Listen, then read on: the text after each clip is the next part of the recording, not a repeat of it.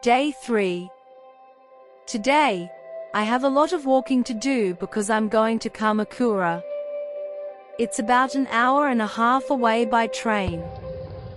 I plan to visit Hasedera Temple and the Daibutsu Buddha. Even though my legs are still tired from yesterday, I'm determined to go. I got directions from the hotel staff and used Google Maps on my phone. The train ride from Shinjuku Station to Kamakura Station is about 49 kilometers long. Luckily, the train wasn't crowded in the morning, so I could sit and rest my legs.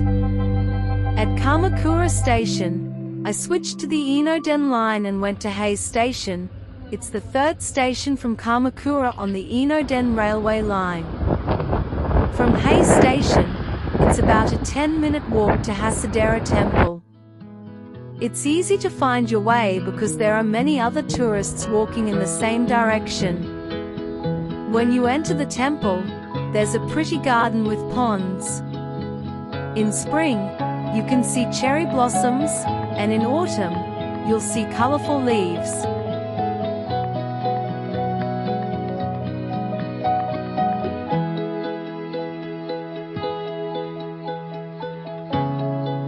As you walk around the temple, you'll see lots of ancient statues, Buddha statues, and even a small bamboo garden and a pond with colorful fish.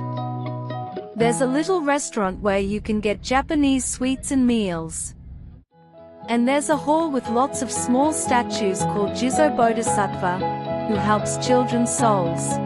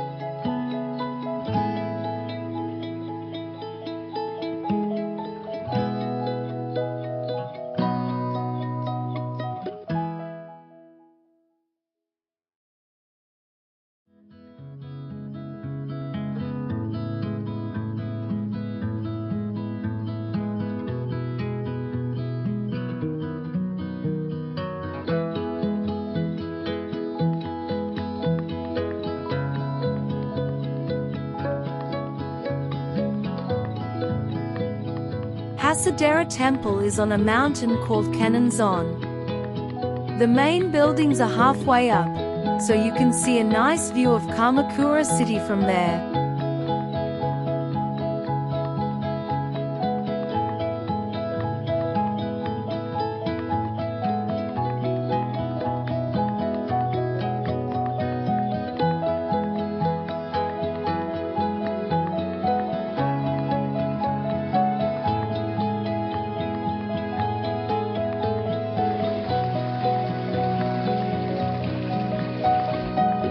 Like many other temples in Japan, Hasedera Temple has a big red lantern at the entrance.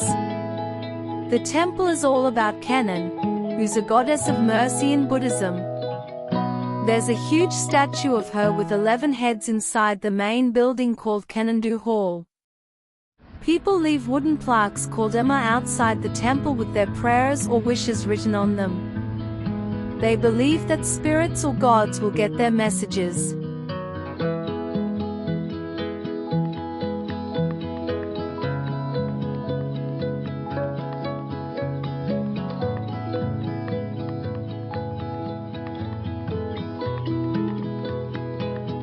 Inside the temple complex, there's a place where you can light candles and incense. You can buy them from the temple.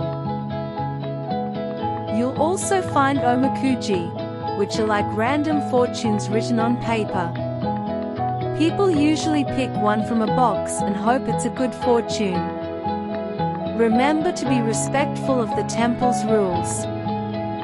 Some areas might not allow photography, so look out for signs or ask a temple worker. I got a temple book from Hasedera Temple, where you can collect stamps from every temple you visit for about 300 yen. After Hasedera Temple, I walked about 10 to 15 minutes to see the great Buddha of Kamakura, also called Daibutsu. There will be lots of other tourists going there too, so it's easy to find. The Daibutsu is amazing. You enter through a big red gate and then see the giant Buddha statue in a peaceful, open area with trees. Visitors can light incense and make wishes there. There's also a small museum nearby that tells you more about the statue's history. Here's some cool info about the Daibutsu. It's huge. Over 4 stories tall, made of bronze, and one of the biggest Buddha statues in Japan. The Buddha is sitting peacefully with his hands on his lap, eyes closed. His face looks calm and wise. Look closely to see his special hair, long earlobes, a sign of wisdom, and flowing robes.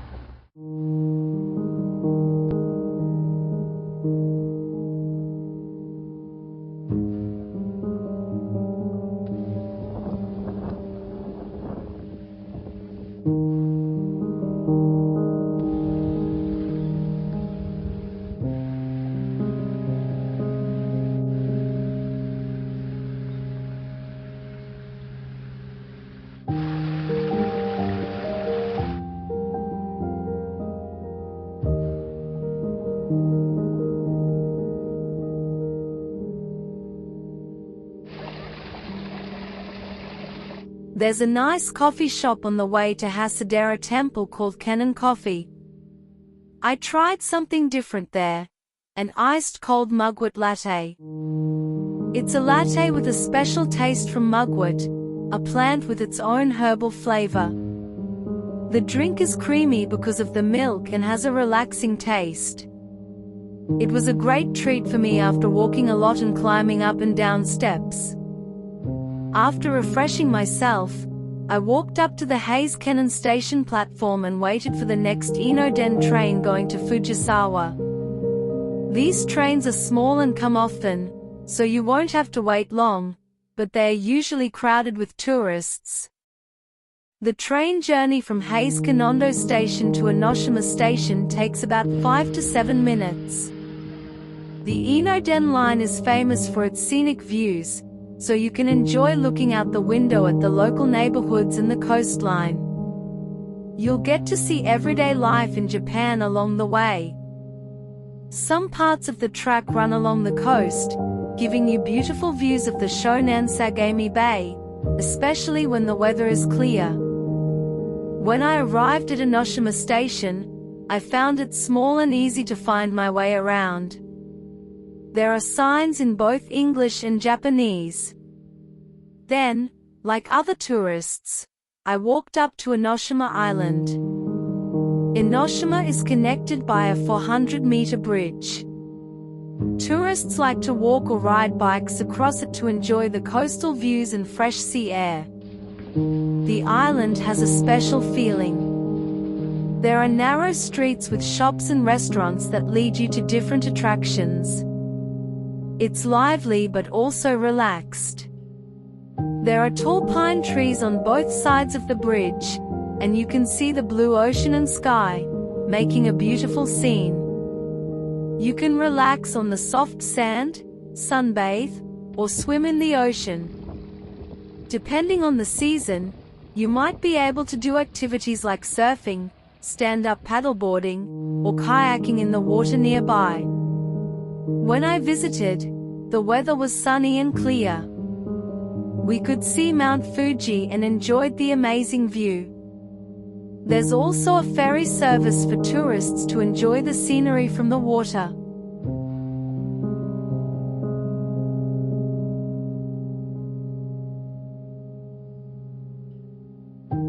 On the way back, I tried Enoshima pudding.